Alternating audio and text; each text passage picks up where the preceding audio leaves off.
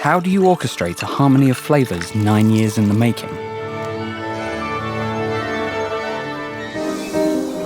Here at Knob Creek in Claremont, Kentucky, an arrangement of grain, wood, and water undergoes a 9-year refrain that turns a simple spirit into an iconic Knob Creek whiskey.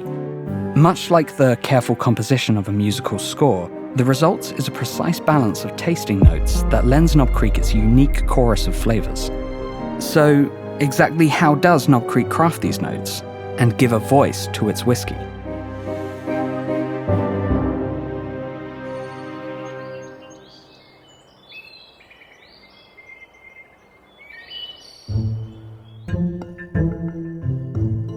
Knob Creek is characterized by its complex flavor, but it's also made of very simple ingredients. The first note in a whiskey's composition comes from its mix of grains, or mash bill, that form the basis of the whiskey. Varying the ratio of these grains lets Knob Creek's distillers control the dynamics of the spirit's composition. The high level of corn and bourbon mash, for instance, gives the whiskey its mellow and sweet undertone. A majority rye mash, on the other hand, results in a flourish that is spicy and peppery. Barley plays a different role. A small amount helps to convert starches to sugars, aiding in the spirit's extended fermentation process. You better make damn sure up front that you've got good, high-quality ingredients, or you're going to have a place where you run into problems as you start to evaluate the liquid down the road. Is it the corn? Is it the water? If you can eliminate as many of those variables as you can, I think it's extremely important. But while the mix of grains might form the tenor of Knob Creek's composition, its true flavor comes from a more fiery source.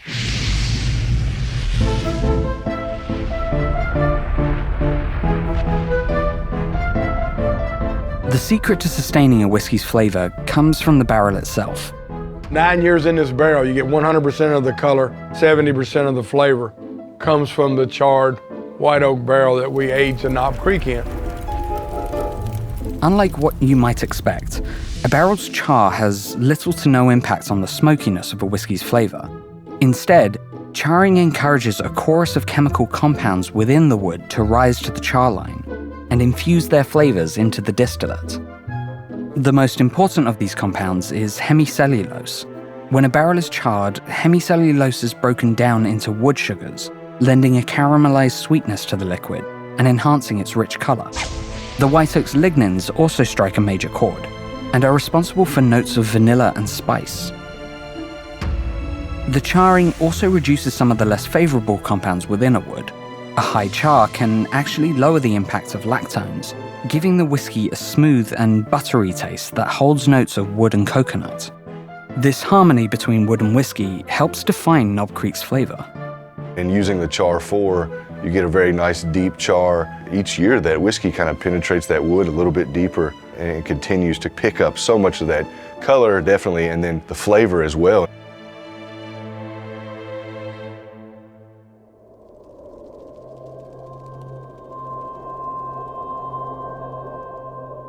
But not all of a whiskey's flavor comes from what's inside the barrel. Since oxidation is a key factor in creating flavor, airflow also has a large impact. Knob Creek's barrels are made from white oak, which is particularly perfect for aging whiskey, durable enough to keep the liquid in, while also being porous enough to allow some oxygen to enter. This oxidizes some of the liquid's compounds, breaking down the alcohol molecules and reducing the harsher tannins from the oak. Even different sun exposures and elevation can add subtle nuance to the final flavor. So placement in the rack house becomes crucial. Over decades, Knob Creek's distillers will keep careful track of each barrel's arrangement and how that impacts their final outcome. We are playing on our legacy and heritage, but I was lucky enough to be here when the first bottles of Knob Creek were released to the public, and I've tasted it and have been tasting it ever since. And I know if we're hitting the mark and we're doing a damn good job, and that's what it's all about. But perhaps the most surprising ingredient throughout this process is time itself. Knob Creek bourbon is patiently aged over an extended 9-year period. And it's not just sitting there, it's changing in key ways. Carbon produced by the wood's char acts as a filtration system, This removes unwanted sulfur that's often found in younger whiskies, leaving Knob Creek's characteristic smooth, full flavor in the barrel. And over time, the whiskey evaporates. Around 4% of a barrel's distillate is lost to the atmosphere every year, a sacrifice to the heavens that concentrates the whiskey's flavor, a process that's lovingly referred to as offering up the angel's share. This lowers the alcohol content and is carefully controlled in order to reach 100 proof, the pre-prohibition style Knob Creek still makes. Proof is very important to Knob Creek. It's getting rid of the alcohol and allowing the rest of the flavor to shine through. And so I think with Knob Creek sitting at 100 proof, it's very important because it helps to create that balance and that depth of the flavors you're tasting. Finally, after almost a decade of maturation, all these processes combine to create a sweet harmony of flavor notes, and the whiskey is now ready to perform.